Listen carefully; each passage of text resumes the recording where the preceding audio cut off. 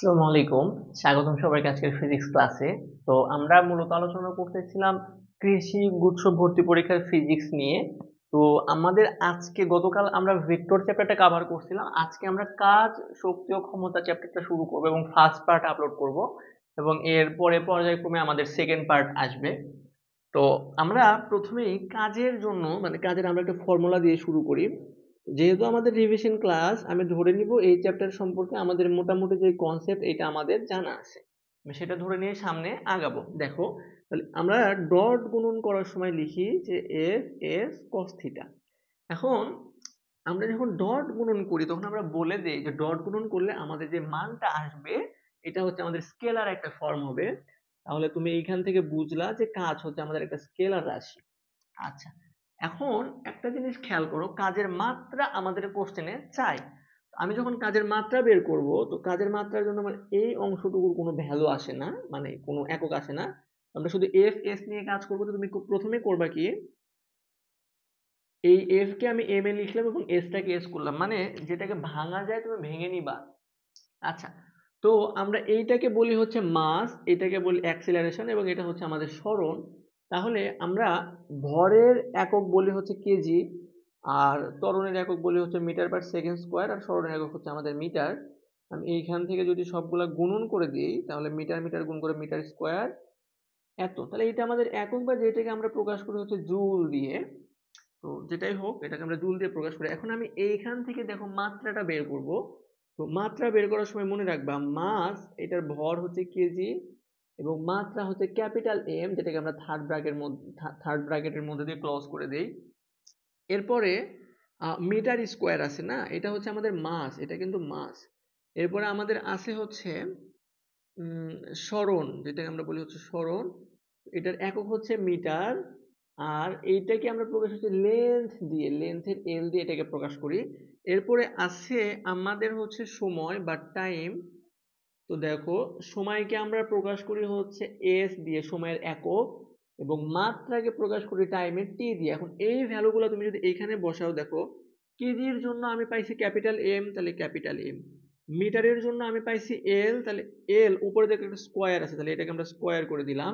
এবং সময়ের সাথে আছে হচ্ছে আমাদের টি, মানে সময়ের মাত্রাটা হচ্ছে আমাদের টি। তাহলে এইখানে যদি আমি টি বসায় দিই, দেখো টি বসায় দিলে একটা মাইনাস আছে, মাইনাস স্কোয়ার আছে, তাহলে এটা হচ্ছে আমাদের কাজের মাত্রা। আচ্ছা, এইবার একটু আসো, তাহলে আমাদের এইটা শেষ, আমরা একটা প্রবলেম সলভ করব। আচ্ছা, প্রবলেমের আগে আমাদের একটু টাইপ বাকি আছে। সেটা হচ্ছে দেখো যে আমাদের কাজ মূলত ডিপেন্ড করে কার উপরে। দেখো, এফ এস কস থিটা যদি আমাদের ফর্মুলা হয়, তাহলে আমি বলছিলাম যে আমাদের যে কোনো রাশির মান মেইনলি ডিপেন্ড করে হচ্ছে আমাদের কস থিটা বা ত্রিকোণমিতিক অনুপাতের উপরে। তাহলে এইখানে আমাদের মানটা ডিপেন্ড করবে ত্রিকোণমিতিক অনুপাত, যেটা কস থিটা আছে। তো আমরা এখান থেকে মূলত তিন রকমের কাজ পাই। আমি একটু দেখাই তিন রকমের কাজগুলো কেমন। কজ, এই থিটার মানটা যখন লেস দেন 90 ডিগ্রি হয় তখন আমরা একটা ভ্যালু পাই লেস দেন 90 ডিগ্রির জন্য। আবার যখন ইকুয়াল 90 ডিগ্রি হয়, ধরো থিটা ইকুয়াল 90 ডিগ্রি, তখন এক টাইপের কাজ পাই, আমি দেখাচ্ছি। আবার ধরো যখন থিটা গ্রেটার দেন 90 ডিগ্রি হয় তখন আমরা একটা ভ্যালু পাই। তো তুমি এখন ফর্মুলাতে বসাও তো, দেখো তো এফ এস কস, ধরো আমি 0 ডিগ্রি বসাইলাম, 0 ডিগ্রি তো 90 ডিগ্রি থেকে ছোট, তাহলে কস 0 ডিগ্রি মান 1, তাহলে আমি এখান থেকে পাবো হচ্ছে এফ আর এস। এইটাকে আমি বলবো হচ্ছে পজিটিভ কাজ, পজিটিভ, দেখো পজিটিভ ভ্যালু আসছে। আর ইকুয়াল 90 ডিগ্রি হলে দেখো এফ এস কস 90 ডিগ্রির মান হচ্ছে আমার 0। এইখান থেকে আমরা আলটিমেটলি টোটালটাই পাবো 0, তাহলে এইটাকে আমরা বলবো হচ্ছে শূন্য কাজ। তো থিটার পরিচয় হচ্ছে বল এবং সরণের মধ্যবর্তী কোণ। তাহলে যখন দুইটা লম্ব আকারে থাকবে তখন আমরা বলবো যে এদের দ্বারা কৃত কাজ শূন্য। এবার মনে করে গ্রেটার দেন 90 ডিগ্রি আছে, তাহলে আমি এফ এস কস যে কোনো একটা ধরো, 180 ডিগ্রি যদি তুমি ধরো, এখান থেকে এটা নেগেটিভ ভ্যালু আসবে, তাহলে তখন আমরা বলবো এটা আমাদের নেগেটিভ কাজ। তো আমরা 2 নাম্বার কনসেপ্ট থেকে এই প্রবলেমটা সলভ করব। দেখো, 2 নাম্বার কনসেপ্ট থেকে আমরা উপরের প্রবলেমটা সলভ করব। দেখো, তাহলে আমি বলছি দুইটা সরল রেখা যদি তোমার ই হয়, দুটো সরলরেখা যদি মানে কাছে যদি শূন্য হয় তখন আমরা সেটাকে বলবো তারা পরস্পরের সাথে লম্ব। এখন দেখো আমরা সরলরেখায় একটা জিনিস পড়ছিলাম, ax + by + c = 0 হইলে এর লম্ব সরলরেখা হয় bx - ay + c = 0। মানে এই যে b এর সহগটা x এর কাছে আসবে, x এর কাছে আসছে এবং x এর সহগটা b এর কাছে যাবে এবং চিহ্ন পরিবর্তন করবে। তো এইখান থেকে একটু দেখো এই দুইটা সরলরেখা লম্ব সরলরেখা হলেই না তাদের গুণফল মানে তারা হচ্ছে শূন্য কাজ করবে, বা এটা তুমি আরেক ভাবে চিন্তা করতে পারো যে এইটা ডট এইটা = 0। আমরা লম্ব হওয়ার শর্ত পড়ছিলাম, লম্ব মানে ডট গুণফল শূন্য হওয়ার। তো আমি এইখান থেকে কনসেপ্ট থেকে একটু আগাইলে দেখো আমি m এর মান বের করবো। তো এই সরলরেখার সমান্তরাল সরলরেখা কি হয় আমি একটু তোমাকে দেখাই, বা তুমি চাইলে এই সরলরেখার সমান্তরাল সরলরেখা একটু মানে লম্ব সরলরেখা বের করো। তাহলে স্থান বিনিময় করো, জে এর যে সহগ আছে একে নিয়ে আসো সামনে, তাহলে জে এর সহগ সামনে নিয়ে আসলে হবে 3i, আর i এর সহগ এখানে যাবে চিহ্ন পরিবর্তন, -0 প্লাস জে -6k। আচ্ছা, তাহলে এইটা মেইনলি আমরা বের করলাম হচ্ছে এই সরলরেখা, এই সরলরেখার লম্ব বলতে এইটা, কারণ কাজ শূন্য হবে, লম্ব লম্ব হইতে হবে দুইটা সরলরেখাকে। তাহলে দেখো তো আমরা বের করে কি দেখলাম, বের করে দেখলাম এইটার লম্ব বের করছি এইটা, তাই না? তাহলে আমি এখন একটু এই সবগুলোকে মাইনাস দিয়ে গুণ করব। দেখো তাহলে মাইনাস দিয়ে যদি গুণ করি তাহলে হচ্ছে -3, এটা চাইলে কেউ ডট গুণন দিয়ে করতে পারো, -5 -5 হবে না, জে +6k, মানে আমার আলটিমেটলি -5 হচ্ছে আমাদের একটা অ্যান্সার আসবে। তো আমাদের অপশনে -5 নাই, কি আছে -15। তুমি এই সরলরেখাকে আবার 3 দিয়ে গুণ করো, তাহলে এখানে তুমি -15 একটা ভ্যালু পাবা। তো কেউ চাইলে এভাবে করতে পারো, আবার আরেকভাবে করতে পারো। দুইটা সরলরেখা লম্ব হওয়ার শর্ত কি, দেখো তো তাদের ঢাল দ্বয়ের গুণফল -1। তাহলে আমি ঢাল লিখতেছি, দেখো এত ডিভাইডেড বাই -3 × 3 / m = -1। এখান থেকে আসবে উপরে -15, বা এখান থেকে -5 একটা ভ্যালু তুমি পাবা। তো 5 পাও না, এই জন্য -5 আমাদের অ্যান্সার নাই, 5 আছে অপশনে। এইটাকে তুমি আবার 3 দিয়ে গুণ করলে দেখবে মেইন অ্যান্সার আসবে। আমি তোমাকে আরেকটা প্রসেস দেখাই, সেটা হচ্ছে কাজ শূন্য হওয়ার শর্ত হচ্ছে এই দুইটার ডট গুণফল শূন্য হতে হবে। কেন? লম্ব হতে হবে। তাহলে তুমি f ডট s করবা, যেভাবে এটা করে এখান থেকে একটা ভ্যালু পাবা। ঠিক আছে? তো তুমি যে কোনো ভাবেই করতে পারো, তোমার কাছে যেটা অ্যাজ ইউ লাইক বেস্ট, তোমার যেটা ভালো লাগে তুমি করবা। আচ্ছা, তাহলে আমরা আরেকটু সামনে আগাই। দেখো আরেকটু সামনে আগাইলে আমাদের কাজ, আচ্ছা এটা ছিল আমাদের হচ্ছে অপরিবর্তনশীল বল দ্বারা কৃত কাজ, আমরা এতক্ষণ কাজ করলাম। তাহলে বলটা যখন পরিবর্তনশীল হবে তখন তুমি জাস্ট এইটাকে ইন্টিগ্রেশন করবা, যে ফোর্স দেওয়া থাকবে এই ফোর্সকে তুমি ইন্টিগ্রেশন করবা আদি অবস্থান হইতে শেষ অবস্থান পর্যন্ত।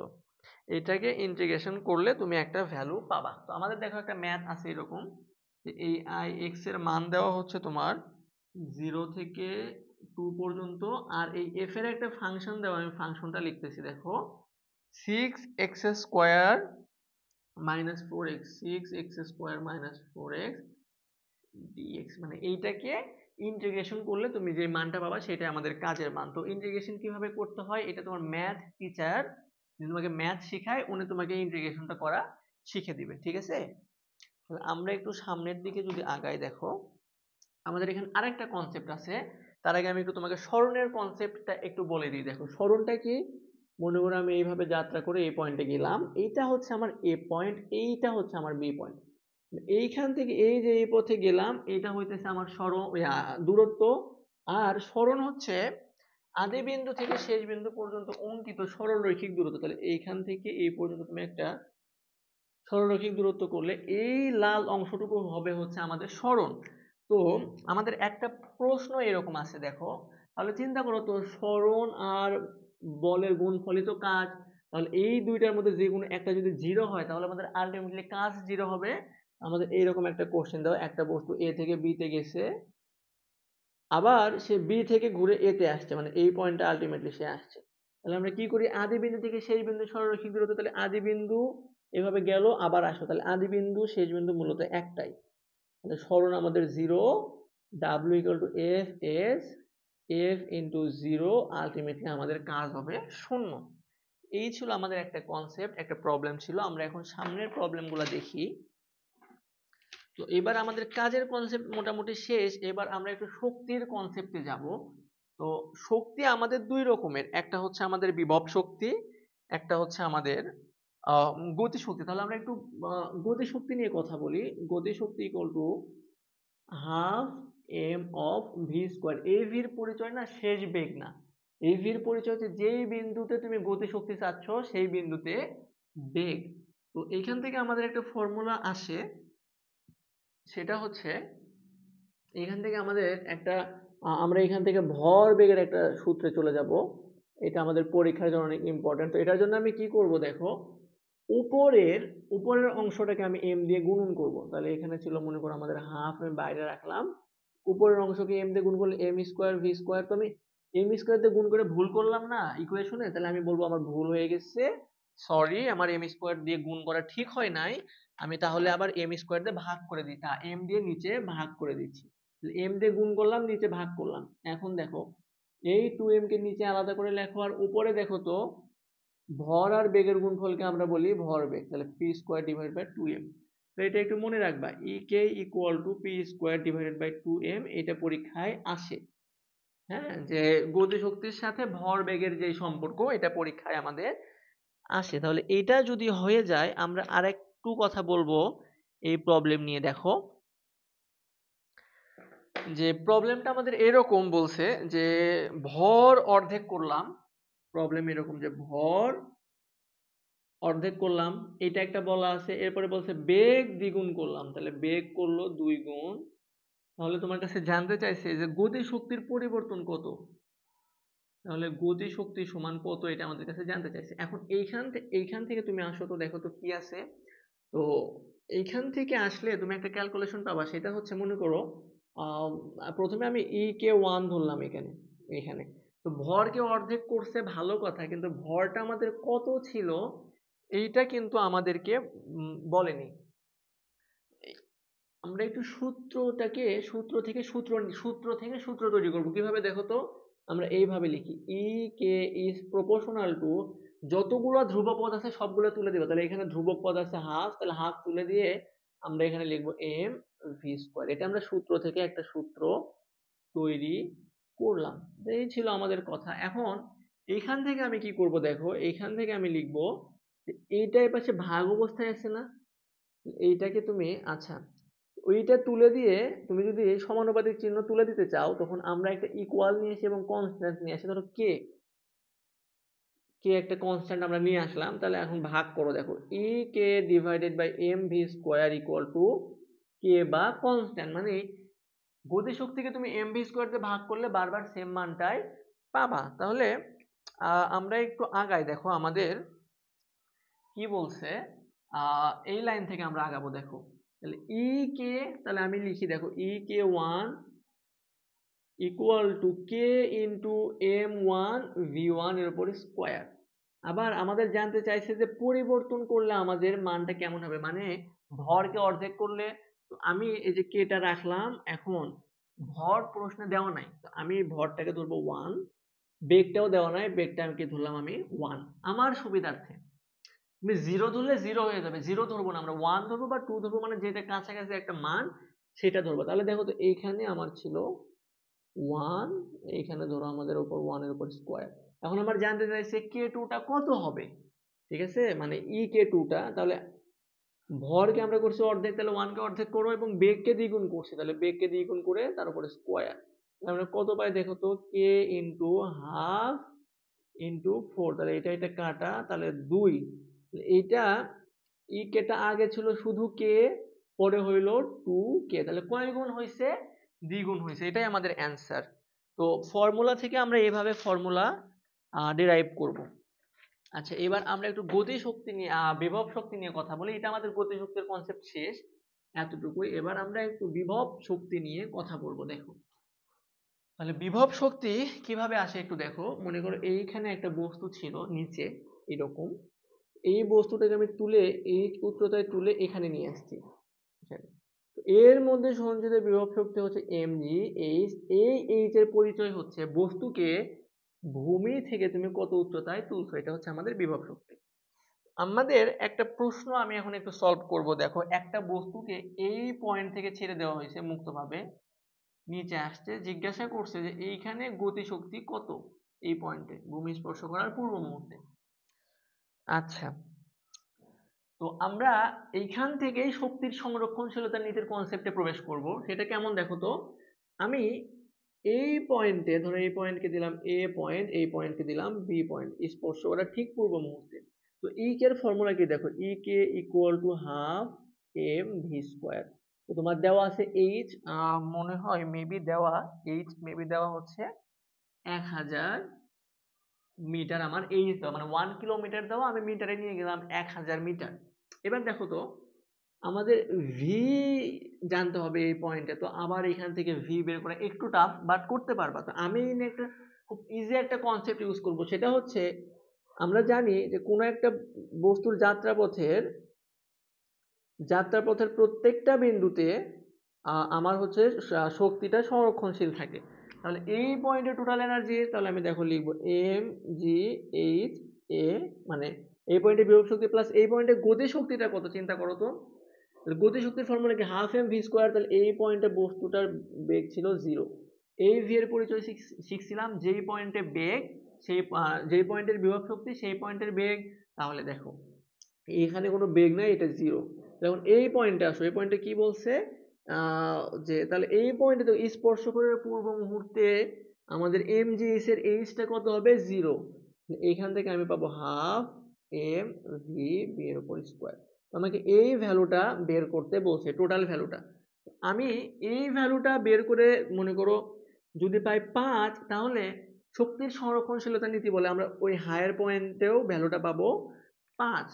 আমি এখন কি করব, এই ভিটা বের করা অনেক টাফ হয়ে যাবে, কারণ এই ভির ফর্মুলা দেখো v square u square plus twice g h, একটু টাফ। এই ভ্যালু বের করে এখানে বসাইতে হবে, বাট আমরা এখানে রেডিমেড ভ্যালুগুলো পেয়ে গেছি। দেখো, তো এম আমাদেরকে দেওয়া হচ্ছে 50, এম দেওয়া 50। তো আমি যদি সামহাও এইটা বের করতে পারি, তাহলে আমি বলবো এইটা ইকুয়াল এইটা, মানে এইটার ভ্যালু 5 আসলে আমাদের এটাও 5 আসতে বাধ্য। তাহলে দেখো তো, এম এর ভ্যালু আমি বসালাম 5, জি এর ভ্যালু 9.8, আর এইচ হচ্ছে এইখান থেকে এই পর্যন্ত উচ্চতা দেওয়া আমার 1000। তুমি ক্যালকুলেশনটা খেয়াল করো, আমি এখন এখানে একটা কাজ করব, মাস্তানি করব। দেখো, এটা তো পয়েন্ট আকারে না, তো আমি কি করব, এই পয়েন্টটাকে তুলে দিয়ে 9.8 কে লিখবো 10। আমি একটা ভ্যালু বাড়ায় দিছি, মানে যে অ্যান্সারটা পাবো সেটা একটু বেশি বেশি পাবো। তাহলে এইটাকে গুণ করলে হবে, ধরো এটা 5 না, এটা 50। এইটাকে গুণ করলে আসবে 500, আর এইখানে আসবে এরকম। তাহলে আলটিমেটলি আমি পাবো 5টা শূন্য। ঠিক আছে, তো তোমার বইয়ে এইরকম আকারে অপশন দেওয়া 10⁻⁻4 মানে এইরকম অপশন দেওয়া। এইটাকে, এটা 14 কেন মিলে নাই আমাদের জানো, এইটা আমরা একটু মাঝখানে করে ভ্যালু বাড়াই দিছিলাম, যার কারণে আমাদের 49 আটা না এসে আমাদের 50 আসছে, একটু বেশি মান পাইছি। তাহলে আমি এই 50টাকে আলাদা করে লিখি। তাহলে এরপরে কয়টা শূন্য দেখো তো, 4টা। তাহলে 10⁻4 এটা আমাদের আসছে, বাট বইয়ে দেওয়া মানে অপশন এইভাবে দেওয়া আছে, এত ইন্টু 10⁻4। কেন মিলে নাই, সামান্য একটু চেঞ্জ হয়েছে, আমি সামান্য একটু মাঝখানে করে বড় ভ্যালু ধরছিলাম, এই জন্য আমাদের মেলে নাই।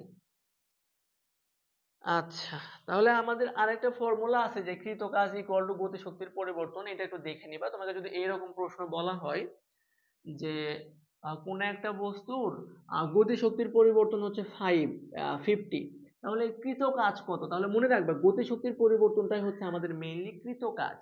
ঠিক আছে, এই ছিল আমাদের কথা। এইবার আমরা একটু ডিপ কনসেপ্টে যাব, সেটা হচ্ছে যে তক্তা ভেদ করা সংক্রান্ত। আমরা যাব হচ্ছে তক্তা ভেদ। আচ্ছা, মনে করো তোমার প্রথমে একটা প্রশ্নটা আমার কাছে তোলা নাই, মানে এইরকম কিছু একটা প্রশ্ন। দেখো, আমি তোমাকে বলি যে 1 সেন্টিমিটার পুরুত্বের একটি তক্তা ভেদ করতে পারে, তাহলে বেগ মনে করো n গুণ করা হইলে আমাদের কয়টি তক্তা ভেদ করতে পারবে, n গুণ। এইটার একটা ফর্মুলা হচ্ছে n equal to V square, মানে বেগ যা করবে তার উপর স্কোয়ার করে দিবা। আচ্ছা, এখন আমি মনে করি এখানে একটা এই শর্টকাটটা শুধু একটি তক্তার জন্য মিলে যায়, কিন্তু আমি যদি তোমাকে বলি ধরো 3টা বা 4টা তক্তা, 1 সেন্টিমিটারের 4টা তক্তা, তখন তুমি আর এই ফর্মুলা অ্যাপ্লাই করতে পারবা না। তাহলে n গুণ করা হইলে আমাদের তক্তার সংখ্যা কত? এই ক্ষেত্রে তুমি এই ফর্মুলা ইউজ করে প্রবলেম সলভ করতে পারবা না। তখন আমাদের অ্যান্সারটা কিভাবে আসে দেখো তো। এই কনসেপ্টটা মেইনলি কই থেকে আসে আমি তোমাকে দেখাই। মনে করো এটা একটা হচ্ছে আমাদের তক্তা 1 সেন্টিমিটারের তক্তা। তো মনে করো এটা হচ্ছে আমাদের 1 সেন্টিমিটারের একটা তক্তা। আর এখান থেকে বুলেটটা আসতেছে, ধরো এটা আমাদের সেই বুলেট। আচ্ছা, বুলেটটা আসতেছে, তাহলে আমরা যখন তক্তার অঙ্ক করি তখন আমরা এরকম ফর্মুলা ইউজ করি, v square equal to u one square plus twice a s one. আচ্ছা, এইবার বেগটাকে যখন দ্বিগুণ করছে, মানে আদি বেগটাকে দ্বিগুণ করছে, তাহলে আদি বেগটা চেঞ্জ হবে। এটা আমাদের কেস ওয়ান, এটা আমাদের হচ্ছে কেস টু। এখন আমরা কেস টু নিয়ে কথা বলবো। তো দেখো, ভিটা আলটিমেটলি এই তক্তা শেষ করে এখানে ভিটা জিরো হবে, এই কেসের জন্য জিরো হবে, এটার জন্য জিরো হবে। তাহলে আমি এটাকে ধরলাম জিরো, এটাকে হবে আমাদের zero. U two square plus twice a s two, মানে অন্য একটা মানে বেশি বেগ দিলে তো বেশি তক্তা ভেদ করবে না, এই জন্য আমি ধরলাম এস টু। এইখান থেকে একটু দেখো, আমি একটা ভ্যালু বের করব, সেটা হচ্ছে এখান থেকে আমি ভ্যালু বের করবো হচ্ছে এস ওয়ান এবং এস টু এর। তাহলে এস ওয়ান, আচ্ছা তুমি এইটা আসলে জাস্ট বেগের উপর স্কোয়ার করবে, কিন্তু যখন তোমার টপটা একটা না বলে 3টা 4টার ডেটা দেওয়া থাকবে, তখন এই প্রসেসে আগাবে। আমি বুঝাচ্ছি জন্য কঠিন লাগতেছে, তুমি একবারে করবে, হয়ে যাবে। দেখো একবারে করতেছি, দেখো তাহলে মাইনাস ইউ ওয়ান এর উপর স্কোয়ার ডিভাইডেড বাই টোয়াইস এ। আবার সেম ভাবে এখানে আসবে মাইনাস ইউ টু এর উপর স্কোয়ার ডিভাইডেড বাই টোয়াইস এ। তো একটু আগে আমরা শিখছি যে সূত্রকে কিভাবে ভাঙাইতে হয়। তাহলে এইটা দেখো, দুইটার ক্ষেত্রে ত্বরণটা ফিক্সড, তাহলে আমরা এই দুইটা তুলে দিব। দেখো s one is proportional to minus u one এবার স্কোয়ার করে দিব। এইখান থেকে তুমি পাবা s one divided by u one এর উপর স্কোয়ার ইকুয়াল টু একটা কনস্ট্যান্ট ভ্যালু পাবা। তো সেম ভাবে তাহলে s two divided by u two এর উপর স্কোয়ার করলেও তুমি একটা কনস্ট্যান্ট ভ্যালু পাবা। তাহলে আমি লিখবো, দেখো s one divided by u one এর উপর square equal to s two divided by u two এর উপর স্কোয়ার। তাহলে আমি এইটাকে কি করব জানো, এইটাকে আমি এখানে মাইনাস ছিল, তো এই পাশে মাইনাস এই পাশে মাইনাস কাটা, আমাদের এস টু জানতে চাইছে না। তো এইখান থেকে তুমি এস টু এর ক্যালকুলেশনটা পাবা এরকম, s two equal to s one. এইভাবে করবা পরীক্ষায়, এটা আসলে এটা 30 সেকেন্ডের বেশি লাগার কথা না, যে ইউ টু এর উপর square divided by u one এর উপরে স্কোয়ার। তাহলে দেখো তো এই ইউ টু মানে পরে আদিবেগ কতটুকু করা হয়েছে, ধরো পরে আদিবেগকে আমি করছি 2 গুণ, তাহলে তুমি বলবে টু ইউ ওয়ান। তাহলে এই ইউ ওয়ান এর উপর স্কোয়ার কাটা, এই ইউ ওয়ান এর উপর স্কোয়ার কাটা। তাহলে এস ওয়ান ছিল মনে করো আমাদের 1 সেন্টিমিটার, সেটাকে 2 দিয়ে সরি এখানে স্কোয়ার ছিল, তাহলে 2 এর উপর স্কোয়ার আমাদের 4 সেন্টিমিটার। একটা তক্তার দৈর্ঘ্য 1 সেন্টিমিটার, তাহলে 4টা তক্তার সংখ্যা হবে 4 সেন্টিমিটার। এটা আমি করলাম জন্য এত বড় লাগলো, এত বড় না, জাস্ট মনে মনে করবা যে এখান থেকে সূত্র তৈরি করে এই ইকুয়েশনটা নিয়ে আসবা। ঠিক আছে? এটা কেন করলাম, কারণ কনস্ট্যান্ট ভ্যালুকে তুলে আমরা সমানুপাতিক চিহ্ন দিই। তাহলে এখান থেকে আমি কনস্ট্যান্ট ভ্যালু দেখো 2a, এখানেও 2a, কোনো পরিবর্তন হয় না। আমরা বেগ পরিবর্তন করছি, বেগের কারণে আমাদের সরণের পরিবর্তন হবে। তাহলে এইভাবে আর কি আমরা এটা উঠায় দিই। আচ্ছা, আমাদের আরেকটা কনসেপ্ট বাকি আছে, এখান থেকেও ইউনিভার্সিটি অ্যাডমিশন টেস্টে কোশ্চেন আসে। তো ফিজিক্সের কোশ্চেনগুলো একটু হার্ড কেন করতে চাই এগ্রিকালচার ইউনিভার্সিটি গুলোতে, কারণ আমাদের ধরো কি থাকে ইঞ্জিনিয়ারিং সাবজেক্ট থাকে। তো ইঞ্জিনিয়ারিং সাবজেক্টের জন্য বেশ কনসেপ্ট বেশ হার্ড ভাবে জানতে হয়, খুব ভালোভাবে কনসেপ্ট জানতে হয়। তো দেখো আমাদের এইরকম একটা প্রবলেম দেওয়া, তোমরা তো যে কথাই যে এমসিকিউ গুলা আসবে এগুলো তো পারবাই, আমি তোমাদেরকে একটু ম্যাথমেটিক্যাল টার্মের যে এমসিকিউ গুলা সেটা একটু করাই দিব। তাহলে এইটুকু দেওয়া হচ্ছে 300 মিটার, আর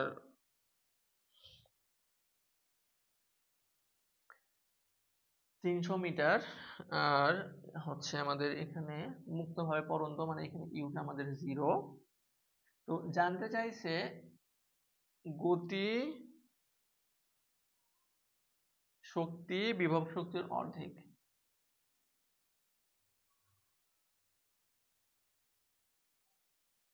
তো এইটার একটা শর্টকাট আমাদের বইয়ে দেওয়া, সেটা হচ্ছে এইরকম যে যেই ডিস্টেন্স টুকু দেওয়া থাকবে,